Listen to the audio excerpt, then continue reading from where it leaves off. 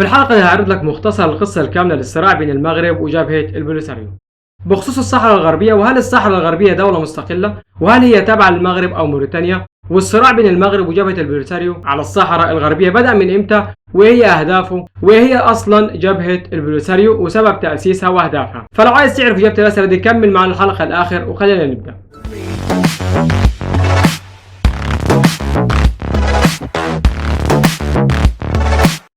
في البداية الصحراء الغربية مساحتها 266 ألف كيلومتر مربع، وعدد سكانها بيزيد عن 500 ألف نسمة. وسبب خلفية النزاع بين المغرب وسكان الصحراء الغربية هو أن الصحراويين بيؤمنوا بأن بلدهم مش جزء من المغرب، وأنهم قاتلوا الأسبان وحرروا بلدهم لوحدهم، والصحراويين قالوا أنهم ناضلوا المستعمر الأسباني لمدة 90 سنة لوحدهم من سنة 1884 لسنة 1976. وفي فترة الاحتلال الأسباني للصحراء الغربية، الصحراء الغربية كانت معروفة باسم الصحراء الأسبانية، وهدف الاحتلال الأسباني للصحراء الغربية كان تحويل المنطقة لميناء من أجل تجارة الرقيق. ولكن الهدف ده اتغير لأن فترة ما بعد 1700 بدأت تتجرم تجارة الرقيق، وعشان كده الأسبان غيروا أهدافهم الاستعمارية من تحويل الصحراء الغربية لميناء لتجارة الرقيق للنشاط الاقتصادي والصيد البحري. ولكن لما زاد الضغط على الأسبان تخلوا عن طموحهم الاستعمارية في الصحراء الغربية، وسكان الصحراء الغربية بيعتبروا أن دخول القوات المغربية لأراضيهم كان بتدبير من الأسبان. ودلوقتي النقطة المفصلية في موضوع الصحراء الغربية هي أن الأسبان لما خرجوا منها في أبريل 1976 اتقسمت الصحراء الغربية بين المغرب وموريتانيا بموجب اتفاقية مدريد في 14 نوفمبر 1975، على أساس أن لا المغرب أو موريتانيا ليهم سيادة عليها، ولكن هيكون لهم الإشراف عليها بس. والمغرب كان نصيبها من الصحراء الغربية التلتين الشماليين، وموريتانيا كان نصيبها التلت الجنوبي. ومن اللحظة دي نشأ ما يعرف بجبهة البوليساريو. ودلوقتي هحكي لكم قصة جبهة البوليساريو، الجبهة الشعبية لتحرير الساقية الحمراء ووادي الذهب، واللي تعرف اختصارا باللغة الأسبانية بوليساريو. والحركة أو الجبهة دي تأسست في 20 مايو 1973 على يد شباب من أصول صحراوية، أشهرهم الولي مصطفى السيد ومحمد عبد العزيز ووالد الشيخ بيض الله. والجبهة دي كانت مدعومة من ليبيا والجزائر، وكان هدفها استقلال الصحراء الغربية وتأسيس الجمهورية العربية الصحراوية الديمقراطية. وجبهة البوليساريو بتعتبر نفسها الممثل الشرعي والوحيد للشعب الصحراوي والمفاوض باسمهم. وطبعا المغرب في صراعها على الصحراء الغربية بتستند على أن القوات الاستعمارية سرقت جزء من أراضيها في فترة الاحتلال ومنحتها لدول تانية كانت محتلة في الأساس، ولما قدرت الدول دي تستقل خدت الأجزاء اللي هي أصلا المفروض تبع المغرب على حسب تفكيرهم. وبما أن جبهة البوليساريو كان هدفها تحرير الصحراء الغربية وإقامة الجمهورية العربية الصحراوية الديمقراطية، فهنا شنت حرب عصابات على المغرب وموريتانيا، وقدرت بالفعل انها تضغط على موريتانيا وخلتها توقع على اتفاقية انسحاب من وادي الذهب وتسليمها لجبهة البوليساريو. وبكده موريتانيا طلعت من الصراع على الصحراء الغربية. فهنا ملك المغرب الحسن الثاني استغل خروج موريتانيا من وادي الذهب وسيطر على كل الإقليم الصحراوي.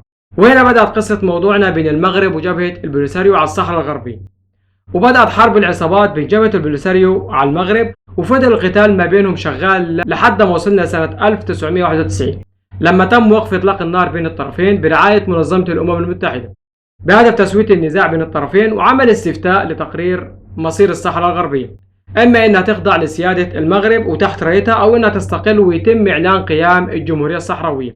والاستفتاء ده كان متحدد له موعد في سنة 1992 ولكنه ما تمش. وفي سنة 1997 حاولت منظمة الأمم المتحدة إنها تحيي فكرة الاستفتاء من تاني ولكنها برضه فشلت. ومن سنة 2000 المغرب بتعتبر إن أي استفتاء لاغي وغير مقبول، وده كان راجع لعدم تحديد هوية اللي هيشاركوا في الاستفتاء إن كانوا فعلا مواطنين ولا تابعين لجبهة البوليساريو، واللي بتعتبرها المغرب إنها عصابة مسلحة ما بتمثلش كل الصحراويين. وعلى الجهة الثانية جبهة البوليساريو بتصر على إجراء الاستفتاء، وإلا فلن يكون هناك حل للمشكلة.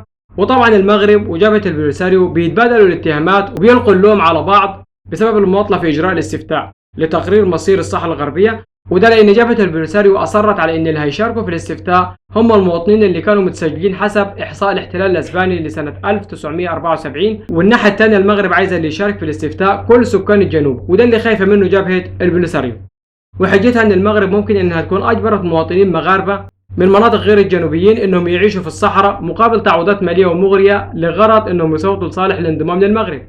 وأي محاولة لحل حالة النزاع كانت بتترفض من المغرب لحد ما وصلنا لخطة بيكر، واللي بناء عليها تمت إضافة المواطنين المغاربة والمهاجرين ضمن اللي هيصوتوا في الاستفتاء. وخطة بيكر اعتبرت الصحراء الغربية منطقة بتتمتع بالحكم الذاتي بحكم الأمر الواقع، وده مش معناه إن الصحراء الغربية هتخضع لسيادة جبهة البوليساريو، ولكن الاستفتاء هو اللي هيحدد ده. ولكن الخطة دي اترفضت من المغرب وجبهة البوليساريو. وفي سنة 2003 منظمة الأمم المتحدة أدخلت تعديلات على خطة بيكر، وتم إضافة بعض التعديلات والتفاصيل بهدف إنها تخلي فكرة المماطلة وتأخير الاستفتاء صعبة. والتعديلات الأخيرة أطلقوا عليها خطة بيكر الثانية.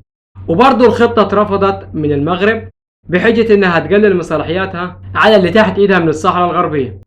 وبعد فشل خطة بيكر الثانية، منظمة الأمم المتحدة قررت في 2005 إنها تبعث هيئة استشارية تحت اسم المجلس الملكي الاستشاري للشؤون الصحراوية بهدف بحث مسألة الحكم الذاتي في الصحراء الغربية، وبالتحديد بعد ما جدد القتال بين الطرفين وحصل خرق لوقف إطلاق النار ما بينهم. ودلوقتي جاء وقت أهم سؤال، هو إيه هي أهمية الصحراء الغربية للمغرب؟ بترجع أهمية الصحراء الغربية لاحتمالية وجود النفط وحقول الغاز الطبيعي والفحم الحجري. ودلوقتي إيه هي لغة سكان الصحراء الغربية؟ المجموعة العرقية الرئيسية في الصحراء الغربية بيتكلموا اللهجة الحسانية القريبة من اللغة العربية بالإضافة للغة البربرية. ولحد هنا الحلقة خلصت. ما تنساش تبص على المصادر هسيبها لك في وصف الحلقة. ودلوقتي لو بتشوفنا على اليوتيوب اشترك بالقناة وفعل زر الجرس عشان يوصلك كل جديد. وإذا كنت بتشوفنا على الفيسبوك فاعمل متابعة لصفحة محمود علي تي في، وشارك الموضوع مع غيرك عشان الكل يستفيد. والسلام عليكم ورحمة الله وبركاته.